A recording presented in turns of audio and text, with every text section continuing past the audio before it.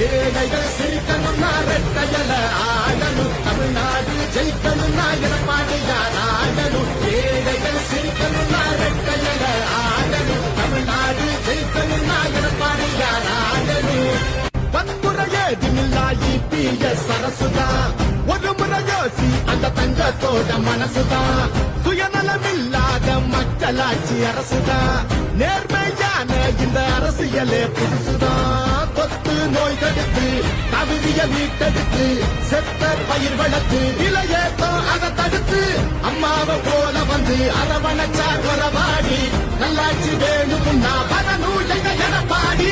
ஏழைகள் சிரிக்கணும்னா ரெட்டையல அடிதடி இல்லாம அமைதியாக மாறணுமே. ஏழைய முகத்துல தான் சிரிப்பு சத்தம் ஏறணுமே.